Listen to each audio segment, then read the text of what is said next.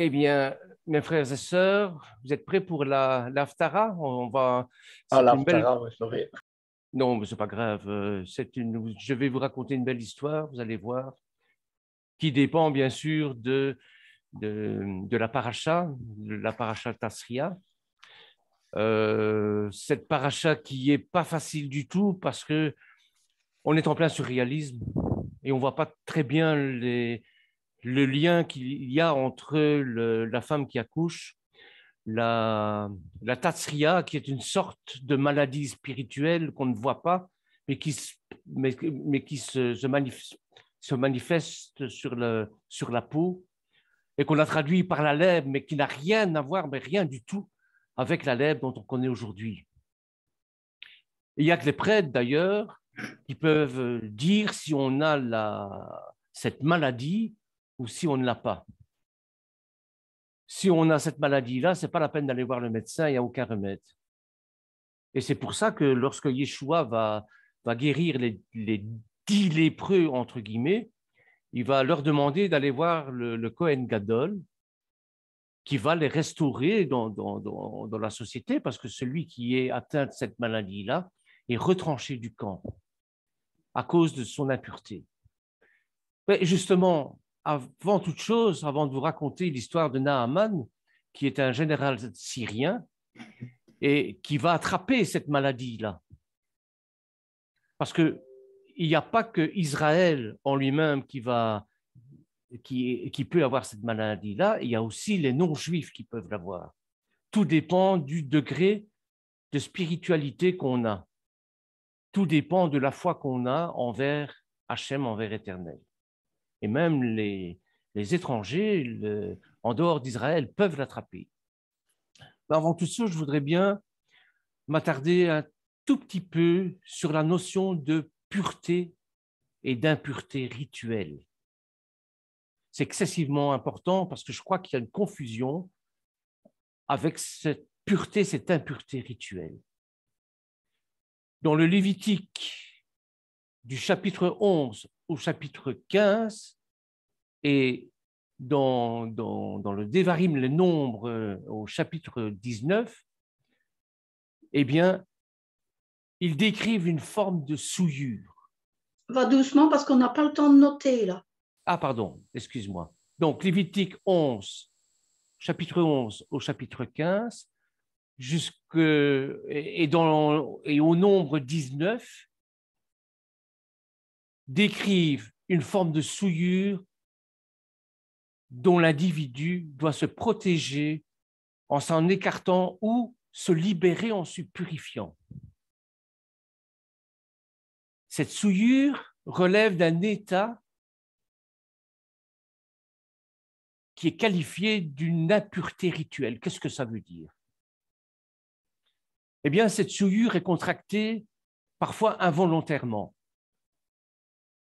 Chapitre 12 du Lévitique, ce qu'on a étudié samedi, versets 2 à 5, hein, au niveau de la femme enceinte, ou inconsciemment, nombre 19, 14 à 15, ou encore par obligation.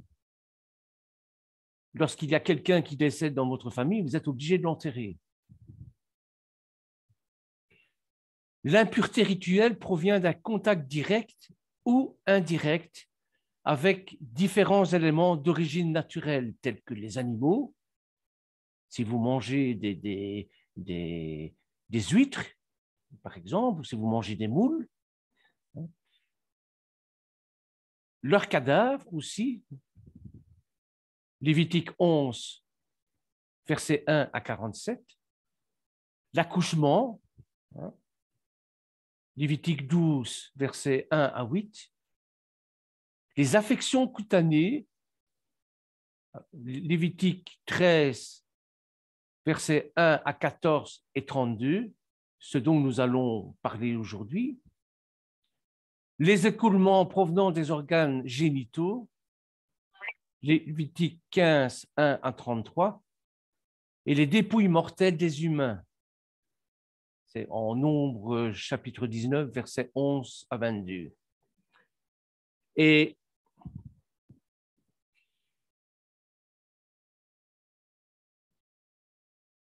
Est-ce que j'en suis là? Ah oui, c'est vrai. C'est l'autre ici. Donc, de par sa nature, l'impureté rituelle, et ça, je voudrais bien que ce soit clair, hein, la pureté Shalom à rituelle. tous. Excuse-moi, Bernard. Donc, quoi vous lisez? Parce que je ne suis pas chez moi, là. Ah, S'il te plaît, tu peux me le dire? oui, on va prendre comment, 2 Rois, chapitre 7. Mais bon, je le dirai à ce moment-là, hein. Je dirai les versets à ce moment-là. D'accord, merci. Ici, ce qu'on fait, on fait un petit récapitulatif de ce qu'est la pureté et la pureté rituelle. C'est-à-dire cette impureté rituelle qui provient soit involontairement ou soit volontairement, si on mange des crustacés et ainsi de suite, soit des écoulements provenant des organes génitaux, soit des dépouilles mortelles des humains. Hein, quand on enterre un mort, on est rituellement impur. Et de par sa nature, l'impureté rituelle n'indique pas de qualification morale. Ce n'est pas un péché, mais un état d'inaptitude à accéder au temple, à accéder au culte, à faire le kiddush, par exemple, et à la vie de la communauté cultuelle.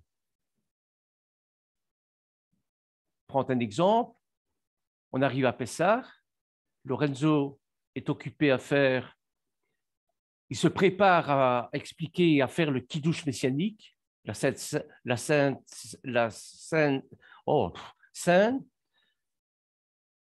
et j'ai une crise cardiaque, je meurs dans ses bras.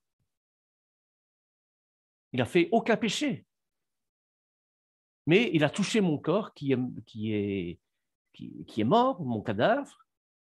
Eh bien, il est rituellement impur. Ça veut dire qu'il ne peut pas faire le kiddush messianique. Comprenez? Donc, cette impureté oblige plus ou moins l'impur à s'isoler de la société. Vous verrez ça au Lévitique, chapitre 7, verset 27, verset 13, aussi 4 à 5. Elle lui a interdit de toucher des objets consacrés et de manger des aliments consacrés aussi. C'est pour ça qu'on arrive à Pessah. Alors mettez-vous bien en ordre, demandez à l'Éternel, par le sang de Yeshua, de vous purifier pour pouvoir prendre le kiddush messianique. C'est excessivement important. Il s'agit là de la damnation éternelle. Donc, on ne peut pas toucher les objets consacrés, on ne peut pas manger les aliments consacrés, ni de fréquenter les lieux saints. Parce qu'Adonai, le saint par excellence, n'admet en sa présence que les individus dont la pureté et corrélativement la sainteté sont suffisantes. Vous devez avoir un cœur pur, un cœur sanctifié pour vous approcher de l'Éternel. On l'a vu avec Adav et Avihu. On l'a vu la semaine dernière aussi avec Uza. Hein. Donc, la personne impure exclue de toute assemblée cultuelle. Mais elle n'est pas toutefois pour autant coupée de Dieu. Elle peut prier puisque cette impureté n'est pas un péché. Vous comprenez? L'impureté rituelle en soi. Répète ce que tu viens de dire là maintenant. Je disais par rapport simplement au péché. Que la personne impure, exclue de toute assemblée cultuelle, de toute assemblée qui, si on se réunit pour faire de la louange, par exemple, eh bien, la personne qui est impure doit s'exclure de cette assemblée. Mais elle n'est pas coupée de Dieu, absolument pas. Parce qu'elle peut prier, puisque cette impureté-là ne c'est pas un péché. C'est simplement quelque chose, c'est simplement une souillure qui nous permet de ne pas assister au culte il y a certains rites. Vous comprenez? La pureté rituelle en soi, ce n'est pas considéré comme un péché. Mais c'en serait un si on ne fait rien pour essayer de se débarrasser de cette souillure ou de ne pas respecter les interdits qu'elle entraîne. Là, ça devient un péché. Normalement, en cette période-ci, on lit, pour se préparer spirituellement, on lit la paracha Paradouma, de la vache rousse. La vache rousse, c'est simplement au moyen, tout un rite pour purifier le peuple. On prend une vache rousse, on l'égorge, on prend du sang, on l'asperge sur le peuple et sur l'autel. Puis on brûle entièrement la vache, on la mélange, on mélange les cendres avec de l'eau et on asperge le peuple et l'autel avec cette mixture-là. Et le peuple est considéré comme pur devant l'Éternel. Mais pour faire ça, le Kohen Gadol est obligé d'être pur. Mais en faisant ce rite-là, il devient impur. Donc, il doit s'exclure du camp pendant une semaine. C'est très compliqué et c'est à mettre en comparaison avec Yeshua qui monte sur la croix, lui qui est sans défaut, prend les péchés du monde sur lui et à ce moment-là, le regard de Dieu se détourne de lui parce qu'il a tous ces péchés du monde.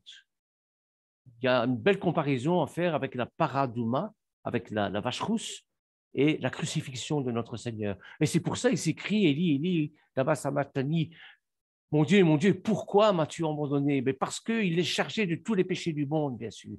C'est mon interprétation personnelle, hein, évidemment. Donc, si vous ne faites pas l'effort de vous débarrasser de toutes ces sciures, parce que bon, nous sommes dans un monde imparfait, nous sommes dans le monde de Satan, là, et nous sommes impactés de toutes les manières possibles par des souillures qui nous empêchent de nous connecter à l'Éternel. Les yeux, la bouche, les oreilles, on entend, et on voit et on sent un tas de choses qu'on ne devrait pas sentir et qui nous souillent. En plus de ceux qui sont énumérés au Lévitique 11, au verset 43, nous recommande au peuple d'Israël de ne pas se souiller avec des animaux impurs. C'est la cacheroute.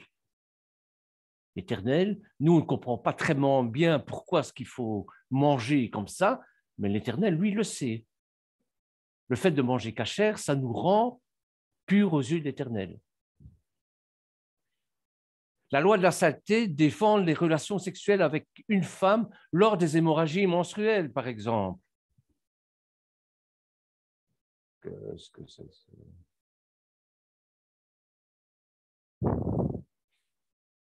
Excusez-moi, je vais fermer ça parce qu'on est toujours envahi par un tas de souillures étrangers à ce qu'il faut. Donc, je disais, si on ne respecte pas les interdits que cette souillure entraîne, eh bien, c'est un péché à ce moment-là. Donc, le Lévitique 11 recommande au peuple d'Israël de ne pas se souiller avec des animaux impurs.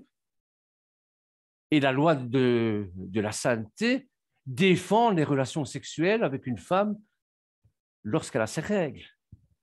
Alors, messieurs, laissez vos femmes tranquilles à ce moment-là, s'il vous plaît. L'individu qui fait fi volontairement de ces ordonnances et qui ne se purifie pas à avoir touché un cadavre, par exemple, eh bien, il commet un péché. Parce qu'il a l'occasion de se purifier, il ne le fait pas. Et c'est pour ça que lors d'un enterrement juif, tous les juifs vont se laver les mains après le cimetière. Ça vient de là.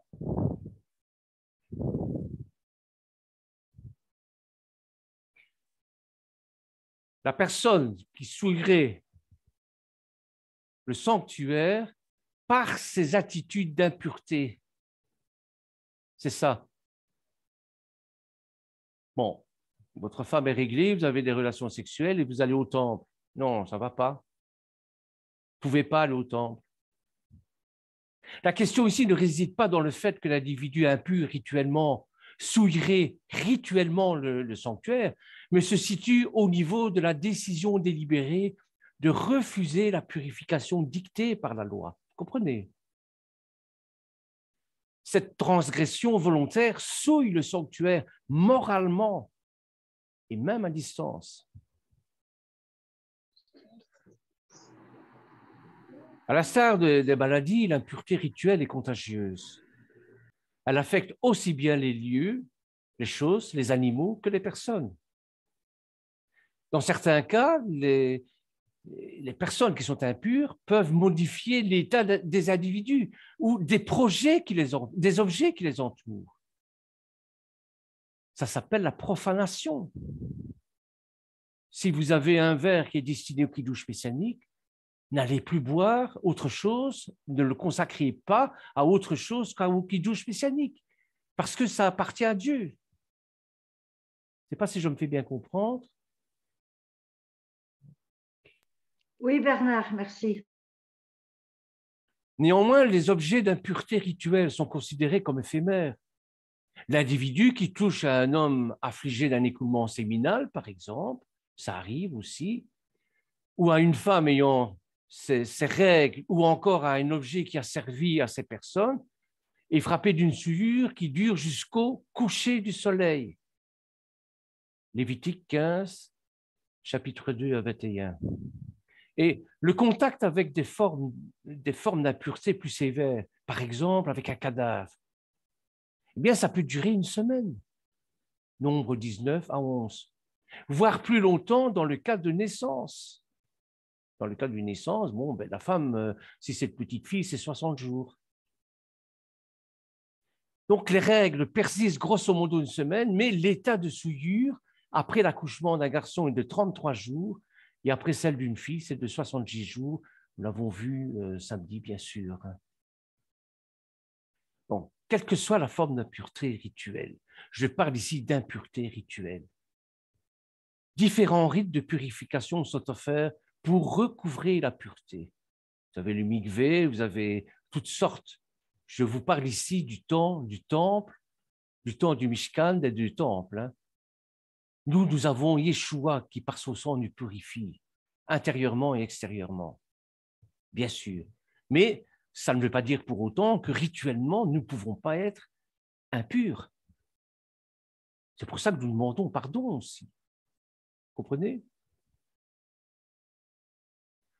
Donc, pour les impuretés majeures, ce sont des sacrifices expiatoires, le ratat, le sacrifice pour le péché ou la purification et le sacrifice de réparation.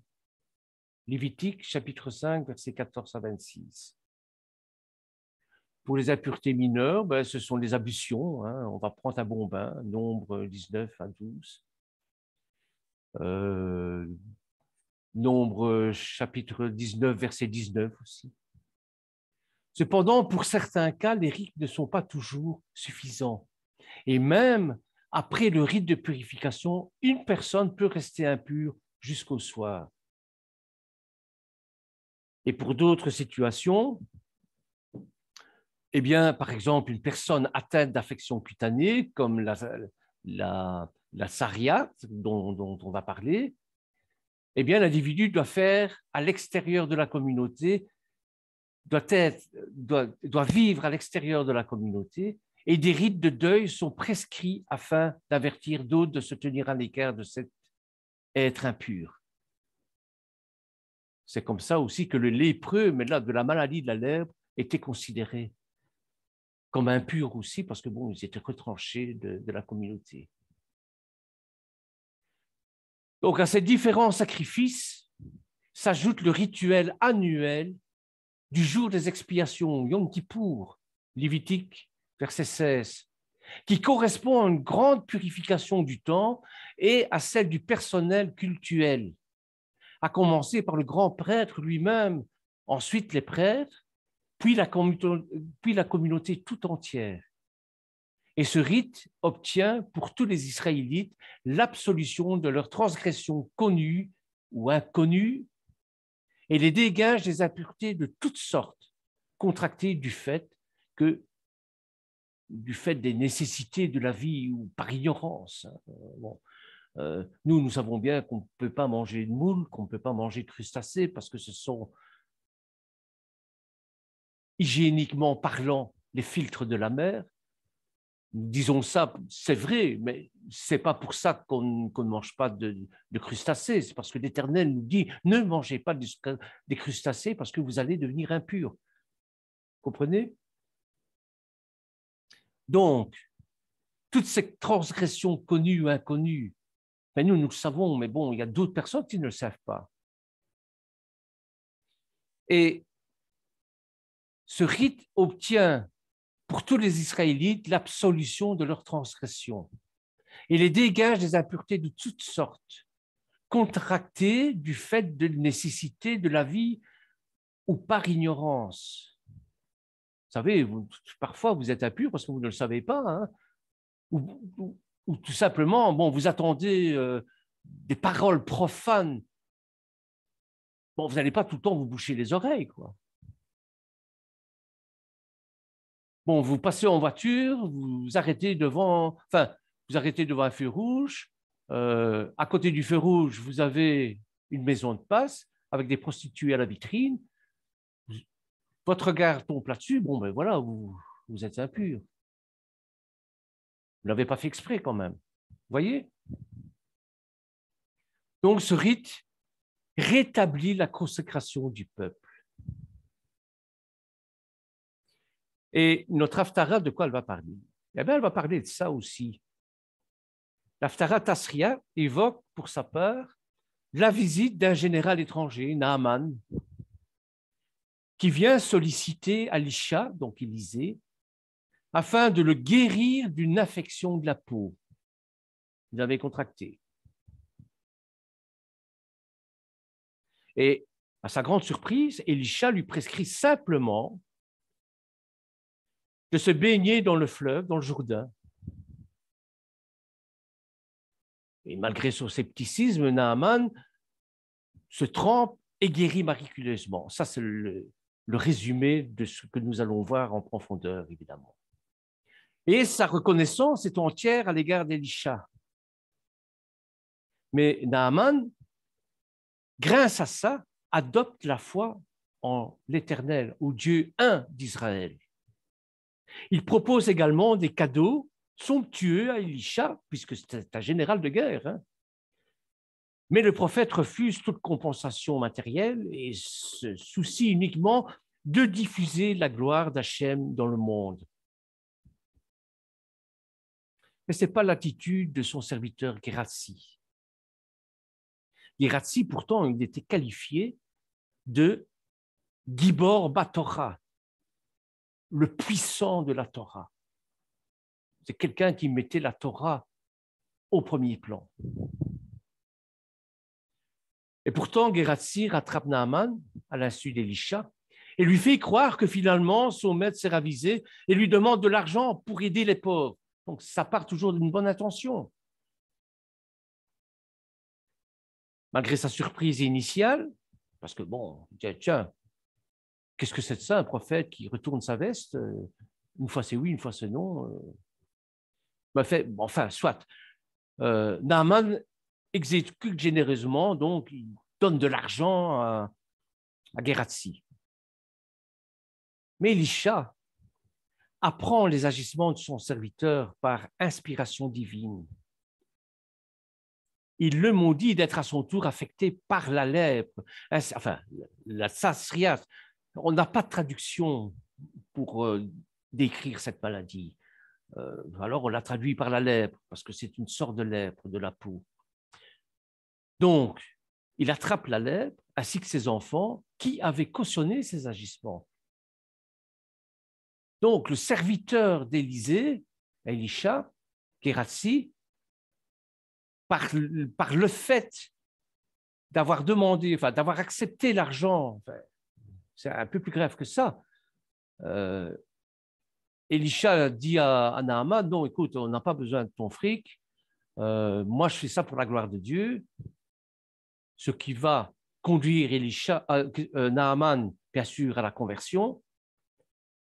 Mais Geratzi, lui qui est un Gibor al-Torah, c'est-à-dire un puissant de la Torah, va dire non, non, non, non, nous, on en a besoin pour nos pauvres, là. Et évidemment, qu'est-ce qui va arriver? Geratzi, toute sa famille vont attraper la lèpre. Enfin, cette fameuse lèpre, quoi.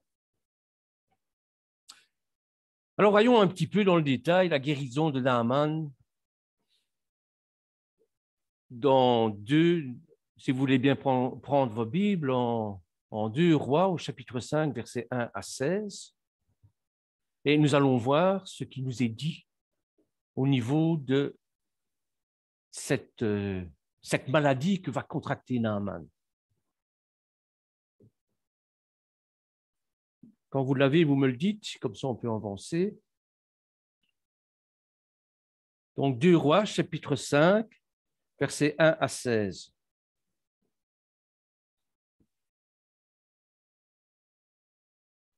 Oui, je l'ai, Bernard. Tu veux bien nous lire? Oui, bien sûr. Donc, un roi, tu as dit? Non, 2 Rois. Ah, 2 Rois. Oh, pardon.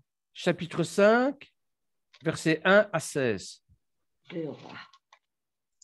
Je l'ai. Chapitre 5. De 1 à 16, voilà. Guérison de Naaman, le lépreux. Le général en chef du roi de Syrie s'appelait Naaman. Son maître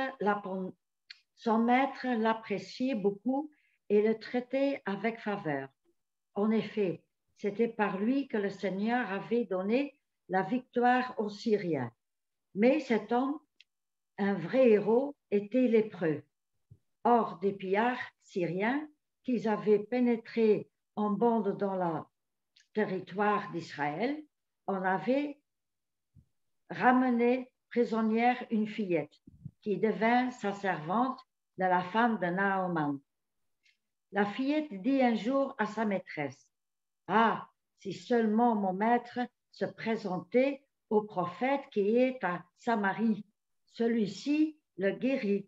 Celui-ci le guérirait tout de suite de sa lèpre. » Naaman alla parler au roi de ce que la petite servante israélite avait dit. Bien dit le roi, va trouver le roi d'Israël avec la lettre que je te remettrai pour lui. Naaman partit donc en apportant environ 300 kilos d'argent, 60 kilos d'or et 10 habits de fête.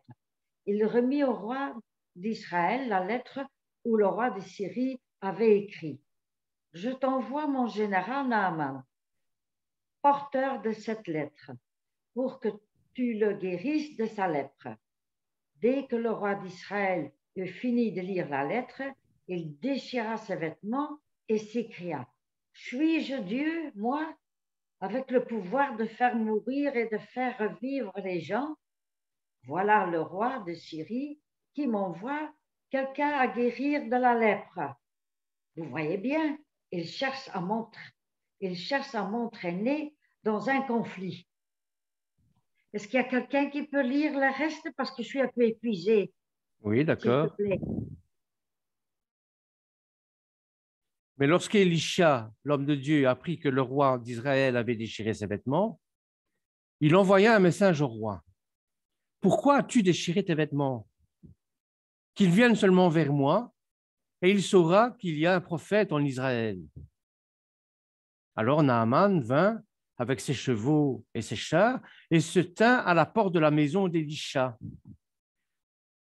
Élisha lui envoya un messager et lui dit « Va te baigner 7 fois dans le Yarden, dans le Jourdain, et ta peau redeviendra comme avant et tu seras pur. » Mais Naaman s'irrita et partit en disant « Voici, j'étais certain qu'il sortirait en personne, se tiendrait là, invoquerait le nom d'Adonai, son Dieu, agiterait sa main sur l'endroit malin et ainsi guérirait la personne atteinte de Tsaraat.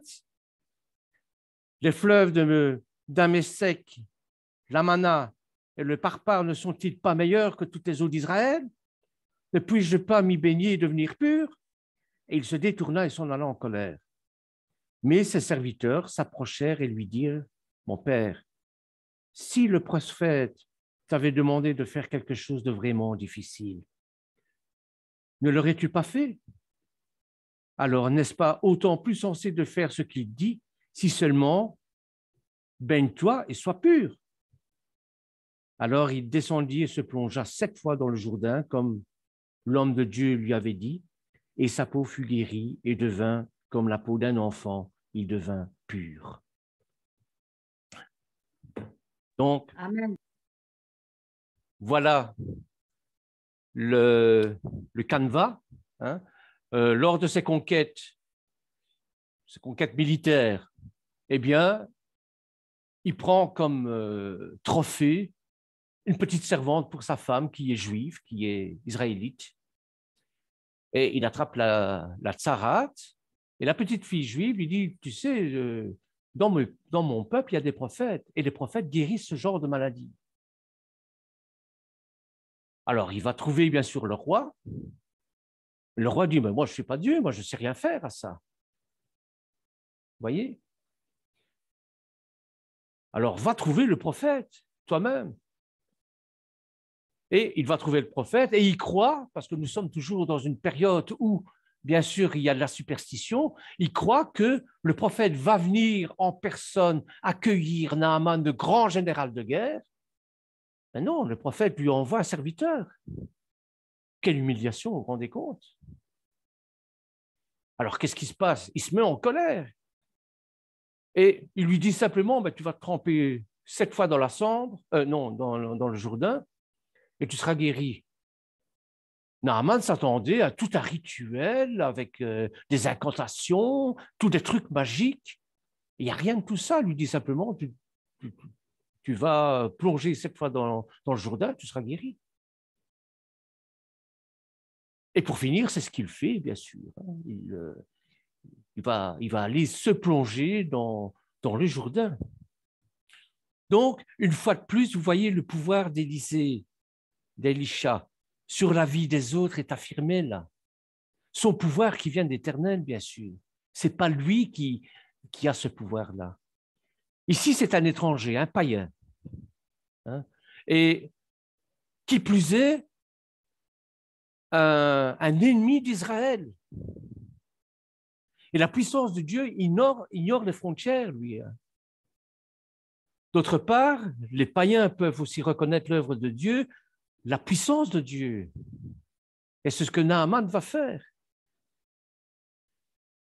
Verset 1-9 raconte comment Naaman est venu à demander le secours d'Élisée, alors que les deux rois sont totalement impuissants. Le fait de déchirer ses vêtements, on fait ça aussi lors d'un enterrement juif, on déchire la poche de son veston. C'est signe de deuil, c'est signe d'humilité aussi, parce que nous sommes impuissants devant de telles choses. Donc, les deux rois sont totalement impuissants. La conséquence de la guérison, c'est la foi. La foi en l'Éternel, la foi en un Dieu, un d'Israël. Je sais qu'il n'y a pas de Dieu sur terre si ce n'est qu'en Israël, va dire Naaman.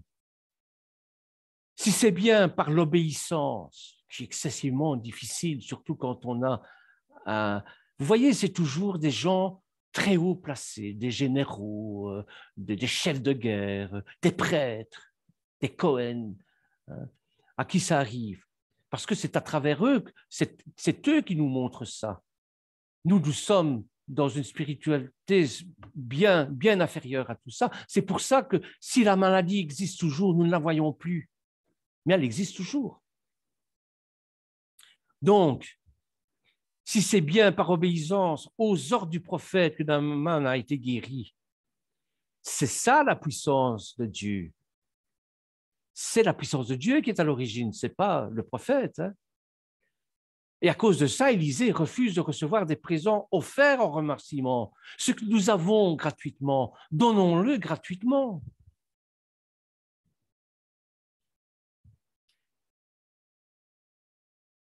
C'est Dieu seul qui guérit.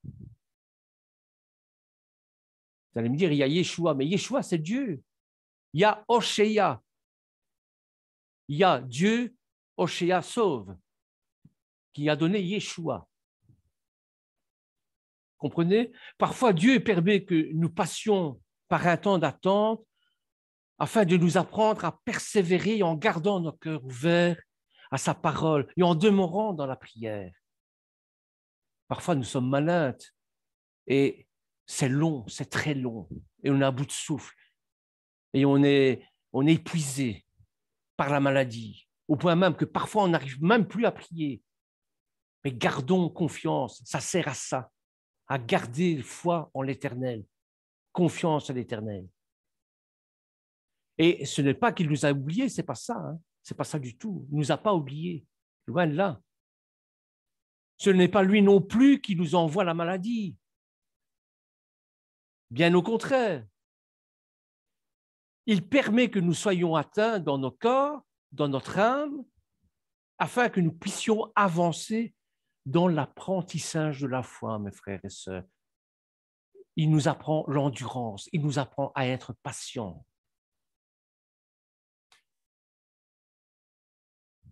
Pour étayer ce que je dis ici, pour qualifier un peu ce que je dis ici, on va prendre Job, chapitre 2, verset 3. Regardez ce qu'il nous est dit. Je vais vous laisser prendre. Donc, Job, chapitre 2, verset 3.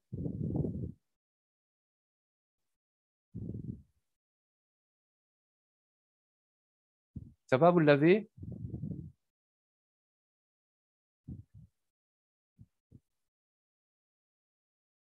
L'Éternel dit à Satan, « As-tu remarqué mon serviteur Job? Il n'y a personne comme lui sur terre. C'est un homme intègre, droit, craignant Dieu et se détournant du mal. Il demeure ferme dans son intégrité. Et tu m'excites à le perdre sans motif. » Et Satan répondit à l'Éternel, « Peau pour peau, tiens, peau pour peau, tasréat. » C'est ça la maladie de la peau dont on parle ici. Tout ce que possède un homme, il le donne pour sa vie. Mais étends ta main, touche à ses os et à sa chair, et je suis sûr qu'il te maudit en face. Le terme employé ici, c'est un terme en hébreu, c'est sherin. Shin, chet, yut, nun. Et dans le mot sherin, vous avez le yut et le chet. Et le yut et le chet, ça forme chai, la vie. La vie broyée par les dents du shin et le nun, soufite. La vie broyée entre les dents de Satan. C'est pour ça qu'il est écrit sherin. C'est comme ça que nous le comprenons, que les Hébraïsants le comprennent. D'autre part, le yut et le nun peuvent s'unir, formant un tsadé et donnant le nom de réchet, qui veut dire orgueil, vanité, se croire être un Dieu. Rien qu'avec le mot sherin, vous pouvez jouer avec les lettres. Hein. On joue traditionnellement avec les lettres pour garder le sens, pour comprendre autrement les choses. C'est pour cela que le Seigneur travaille notre patience, notre persévérance, en nous demandant de placer notre espérance en lui, en nous demandant d'être humbles et d'accepter le sort qui nous est infligé. Prenons le cas de cette femme atteinte d'une perte de sang depuis de nombreuses années, la femme hémorroïde. Elle n'a pas été vers Yeshua en l'accusant de tous les maux, hein, mais au contraire, discrètement, mais avec foi, elle s'est avancée pour le toucher, pour toucher cette sytiote, sachant qu'elle serait guérie. C'est ça la foi. Elle n'a pas reproché à Yeshua. Tu vois, à cause de toi, moi j'ai des pertes de sang depuis autant d'années, je suis impur à cause de toi, etc. Non, non, ce n'est pas ça qu'elle a dit. Elle a simplement toussé de ce titre. Seigneur, donne-moi un signe, donne-moi l'occasion de toucher tes tzitzit et je serai guéri. Luc, chapitre 8, verset 43 nous dit de cette femme. Or, il y avait une femme atteinte d'une perte de sang depuis 12 ans qui avait dépensé tout son bien pour les médecins sans qu'aucun ait pu la guérir. Je ne dis pas qu'il ne faut pas consulter les médecins, hein. Ce n'est pas ça du tout. Frères et sœurs, comprenez bien ce que je dis. Hein. Dieu les a placés là pour nous soigner. Mais je pense qu'il est important de ne pas oublier que le meilleur médecin, c'est Yeshua lui-même. Il faut d'abord aller voir le médecin et quand vraiment la maladie persiste, eh bien là, nous avons un recours extraordinaire, c'est Yeshua. Et avec foi, nous savons qu'il va nous guérir. En Isaïe, chapitre 53, verset 5, il nous dit ceci, regardez comme c'est beau. Il était blessé par nos péchés, brisé par nos iniquités. Le châtiment qui nous donne la paix est tombé sur lui. Et c'est par ses meurtrissures que nous sommes guéris. On arrive à Pessah, là. Réfléchissez un peu, méditez un peu ces paroles. Lorsque tout semble perdu, lorsque les médicaments, il n'existe plus aucune solution, nous ne devons pas baisser les bras et gémir, mais nous devons plutôt tourner nos regards vers celui qui est le rémunérateur de toutes choses, vers celui qui est la vie, la vérité et le chemin, et en qui nous plaçons notre espérance. Yeshua Mashiach, Meler, Yeshua Teinu ve Adonai, c'est lui. Vous allez me dire, oui, mais ça, c'est des paroles de la Bible, des évangiles, etc. Mais moi, je suis témoin d'un fait comme ça. Je suis témoin d'une guérison comme ça. Demandez à Lorenzo, il vous expliquera la maladie qu'il a eue. Lui, c'est le témoin vivant de ce qui s'est passé. Lorenzo ne devait plus être de ce monde. Or, l'Éternel a reporté son échéance parce qu'il a encore besoin de lui. Et non seulement ça, Lorenzo avait une foi. Il a toujours cette foi en Yeshua. Oui, amen. C'est qu'il est guéri. Vous avez d'autres exemples, certainement, parmi vous, hein, de gens qui ont cette foi inébranlable, et c'est grâce à la foi qu'ils sont guéris, spirituellement, psychologiquement et physiquement aussi. Mais pour cela, le Seigneur nous a donné des dons d'esprit. 1 Corinthiens, chapitre 12, verset 28, qui nous dit « Négligez pas le don qui est en toi et qui t'a été donné par prophétie avec l'imposition des mains et de l'assemblée des anciens. » Frères et sœurs, si vous êtes au bout du rouleau, que vous ne voyez plus de solution, demandez à votre pasteur de venir avec de l'huile d'onction et qu'il fasse des prières sincères, attention. Ainsi, n'hésitons pas à demander l'onction d'huile afin que les anciens, le pasteur, prie pour nous, nous impose les mains. Ce n'est pas uniquement un rite, ce n'est pas uniquement une tradition. C'est une solution à nos problèmes. N'oublions pas que le Seigneur nous a envoyés partout dans le monde pour proclamer la bonne nouvelle et guérir les malades. Matthieu chapitre 10, verset 1, Luc chapitre 9, verset 2. La prière de la foi est efficace, frères et sœurs. Nous avons des groupes d'intercession et c'est un don de l'esprit, ça. Moi, je sais mal prier, je ne sais pas bien prier. Je prie, bien sûr, comme tout le monde, je prie. Mais vous avez des gens qui sont doués pour la prière, parce que c'est un don, et qui entraînent tout le groupe avec eux. C'est ça, les intercesseurs. C'est ça, la war room. Si vous avez vu le film La War Room, c'est exactement ça, quoi. Ce que l'Éternel attend de nous, c'est que nous placions notre espérance en lui seul, car c'est alors qu'il peut agir et nous donner la victoire en toutes choses. Un autre prophète, Jérémie, au chapitre 33, verset 6.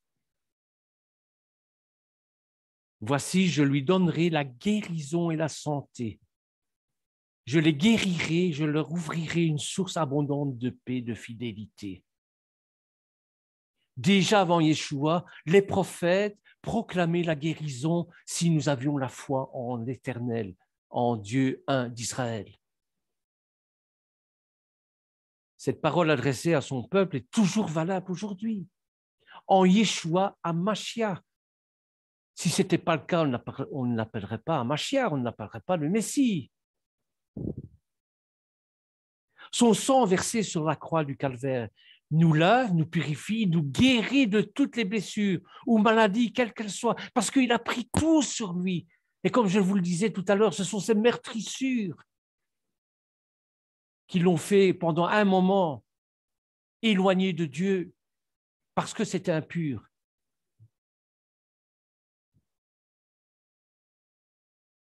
Je vous encouragerai donc à ne pas désespérer lorsque la guérison tarde. Dieu connaît toutes ces choses. Il vous délivrera en son temps. Il nous délivre en son temps.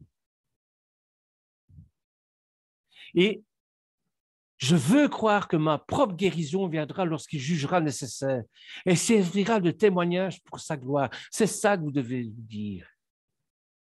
C'est exactement ce qui s'est passé avec Lorenzo et avec d'autres, hein, d'autres aussi, hein, d'autres qui devraient ne plus être là, qui sont toujours là et qui manifestent et qui témoignent de la puissance de Dieu, de la gloire de Dieu. Si le Seigneur décide que je dois supporter mon état tel qu'il est, eh bien, je l'accepte avec humilité, car tout doit se faire pour sa gloire. Et il sait ce qu'il y a de mieux pour moi. S'il me dit de ne pas manger des crustacés, s'il me dit de ne pas manger du porc, s'il me dit de ne pas mélanger le lin et la laine, il a ses raisons que moi, je suis incapable de savoir, de comprendre, parce que je ne suis qu'un humain. Et lui, il a ses raisons. Paul aussi avait une écharpe dans le pied. Souvenez-vous. Et qu'est-ce qu'il dit, Paul? Eh bien, pour que je ne sois pas enflé d'orgueil, Naaman, à cause de l'excellence de ses révélations, il m'a été mis une écharpe dans la chair, un ange de Satan pour me souffler et m'empêcher de m'enorgueillir. 2 Corinthiens, chapitre 12, verset 7. Même l'Éternel se sert de Satan pour notre salut. Alors, quel que soit notre état physique, demandons la guérison. Et si elle tarde, attendons patiemment, prions, persévérons, espérons en Yeshua. Et si nous devons poursuivre notre pèlerinage sur cette terre avec une écharpe dans le pied, ben acceptons-la, cette écharpe, en remerciant le Seigneur de nous donner la vie, sachant que ce qui est le plus important, c'est la santé spirituelle. Car le corps périra, ça c'est certain, hein? Nous sommes des êtres mortels. Mais notre esprit demeure essentiellement, éternellement, et je vous laisserai ce dernier passage du psaume 103, verset 3, un magnifique psaume. C'est lui qui pardonne toutes nos iniquités, qui guérit toutes nos maladies. Alors, frères et sœurs, gardons toujours confiance en l'Éternel. Plaçons notre espérance dans notre merveilleux Sauveur, Yeshua Mashiach. Yeshua, rien que dans son nom, nous sommes déjà sauvés. un nom au-dessus de tout nom.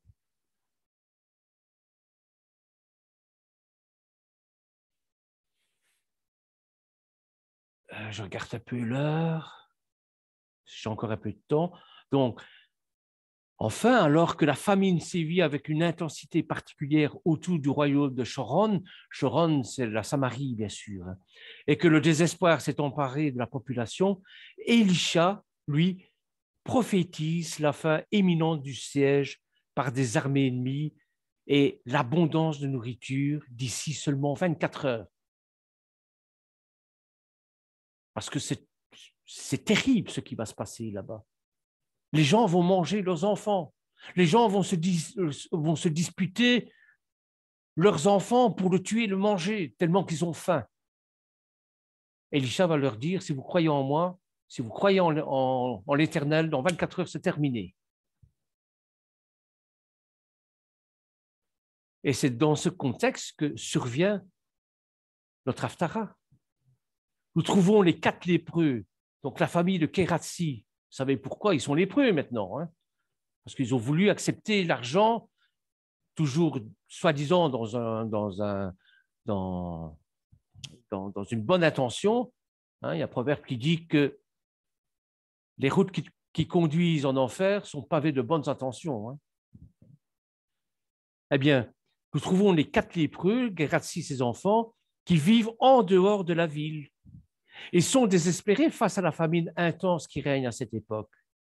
Et en désespoir de cause, ils décident de se rendre dans le camp ennemi qui siège la ville afin de solliciter de la nourriture pour survivre.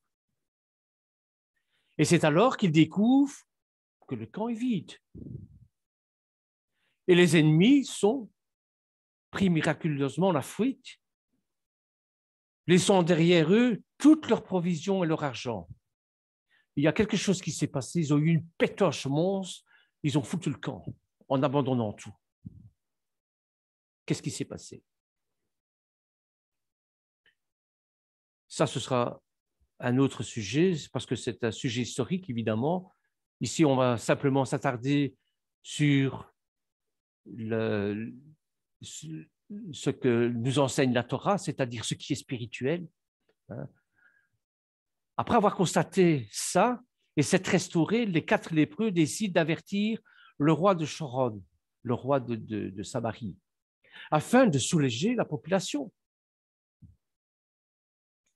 Circonspect au départ et craignant une ruse des ennemis, Yehoram envoie des premiers explorateurs pour confirmer les dires de Karakzi et sa famille. Donc, il retourne dans la ville, le lépreux tourne dans la ville, va trouver le roi, va dire, gardez vos ennemis, les Assyriens sont partis. Première chose qu'on fait, on va voir si c'est vrai. Eh bien, c'est ce qui se passe ici. Et ceci confirme que les ennemis ont bel et bien disparu et que la prophétie d'Élisha s'est à nouveau accomplie.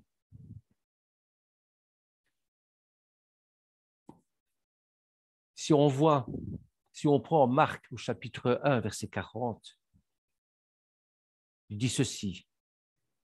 Un Hébreu vint à lui, à Yeshua, et se jetant à genoux, il lui dit d'un ton suppliant, « Si tu le veux, tu peux me rendre pur, pas me guérir, me rendre pur. »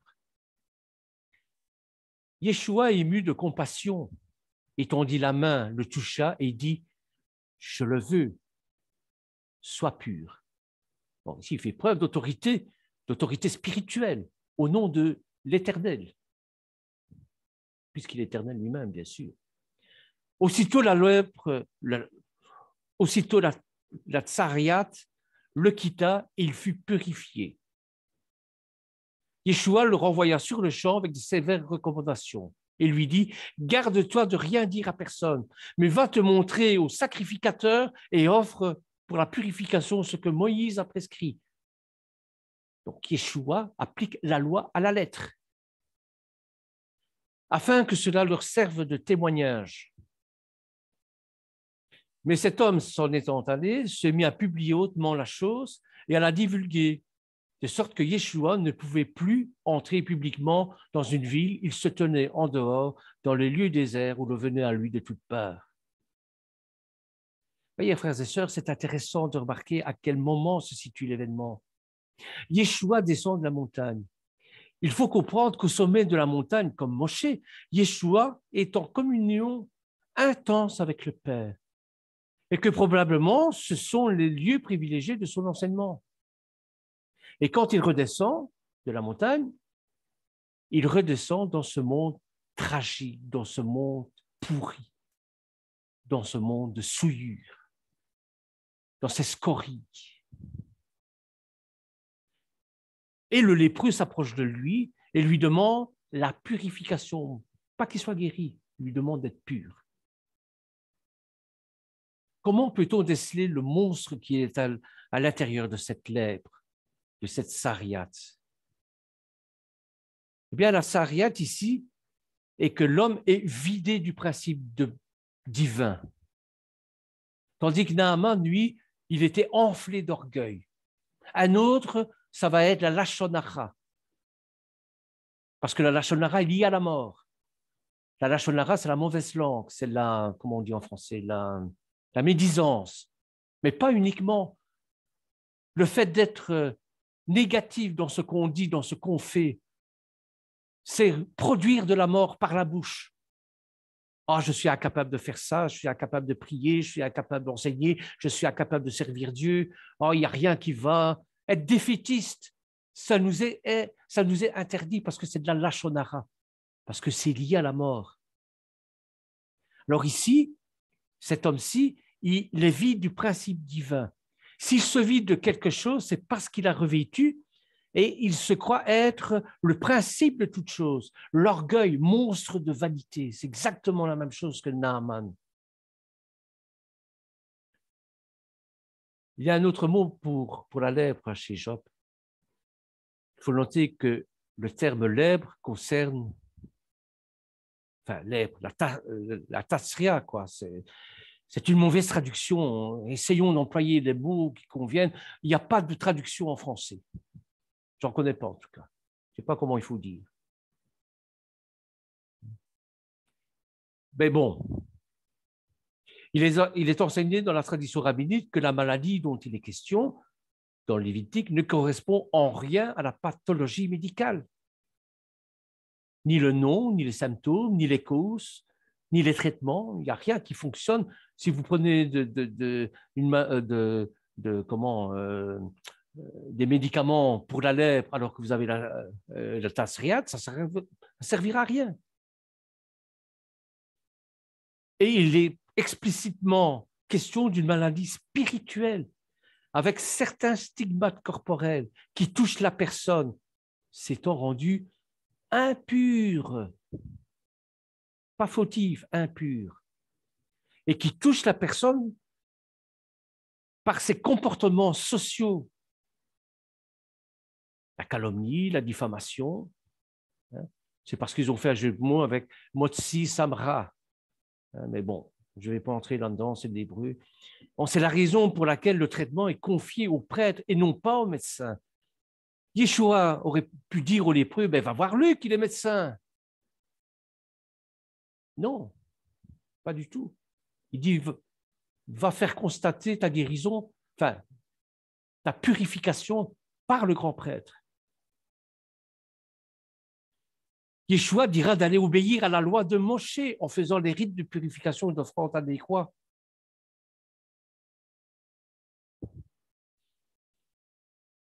Alors, on peut ne pas observer la loi de plusieurs manières, hein, de plusieurs façons. Certains peuvent se passer de la loi en vivant leur vie sans rite. À quoi ça sert de mettre la kippa? Je prie tout aussi bien sans kippa. À quoi ça sert de manger cachère? Je mange du porc toute ma vie, je suis en bonne santé. Lui, il mange cachère, il est malade. Vous voyez, il y a plusieurs manières de transgresser la loi, de l'observer. Aller à la synagogue ou à l'église ou pas. À quoi ça sert d'aller à la synagogue ou à la kihila ou à l'église? Je peux prier tout aussi bien chez moi. La pandémie a changé la donne, hein. Le confinement a changé la donne. Mais avant, bon, moi, je conseillais d'aller inématov, ensemble, prier à la Kehila, à la synagogue. Comme il est doux et agréable aux frères de se réunir pour louer l'Éternel. Là, 2 ou 3 sont réunis, je suis parmi eux. On peut quitter la loi, le rituel, quand on a atteint un haut niveau de conscience, ça oui, si bien qu'on n'est plus esclave du collectif. On est responsable de soi au risque de mépriser le collectif et le rituel. Et on attrape la tsaréat. On quitte ce monde-là parce qu'on a soif d'autre chose. Et les synagogues, les kehila, les églises, appelons-les comme on veut, hein, mais ces endroits-là doivent nous donner à manger comme il le faudrait. Parfois, on m'invite dans d'autres églises, mais je n'y vais pas pour la bonne et simple raison qui ne me donne pas la nourriture spirituelle dont j'ai besoin. Je suis désolé. C'est peut-être prétentieux de ma part, certainement, j'en sais rien. Mais je vais là où on me donne à manger, moi. J'ai faim de la parole de Dieu. Et il me faut à manger. Et je réclame à manger. Demandez à Lorenzo si je ne lui réclame pas à manger. Entre parenthèses, Lorenzo fait très bien à manger. D'ailleurs, j'ai passé un Shabbat merveilleux avec lui, un Erev Shabbat avec lui. Je crois que je vais le recommander au Seigneur lorsque ce sera les noces de l'agneau pour qu'il puisse cuisiner. C'était très bien, très simple, très bien, comme j'aime. Donc, on se coupe, revenons quand même un petit peu plus sérieusement, on se coupe du symbolique et du rituel et de la puissance de ce symbole. Et on doit se nourrir de cette puissance du symbole. Faites ceci en mémoire de moi. On prend le kiddush messanique. Mais évidemment que c'est un symbole. Mais ce symbole a une puissance extraordinaire. Vous n'avez pas idée. Et c'est pourquoi le lépreux doit aller se montrer au prêtre et porter un sacrifice. Deux manières de vivre la foi, en étant esclave ou dans la puissance du symbole. Quand on est esclave, on est à ce moment-là légaliste. On prend le kiddush messianique pour prendre le kiddush messianique. On fait Shabbat parce que c'est Shabbat. On se marie à l'église, à la synagogue, parce que papa et maman l'ont fait. Non, ça ne fonctionne pas comme ça. Le rite de purification est aussi important. Et Yeshua n'avait pas besoin de se conformer au rite. Or, il le faisait.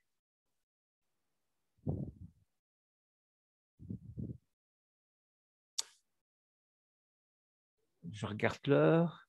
Bon, je vais m'arrêter là parce qu'on pourrait encore dire des choses. On pourrait parler du miracle, pourquoi faire un miracle, et ainsi de suite. Mais ce sont des miracles, c'est pour justement témoigner de la toute-puissance de Dieu, de sa gloire. Voilà, frères et sœurs, merci de m'avoir écouté. Soyez bénis. J'espère que je n'ai pas été trop vite, trop brouillon.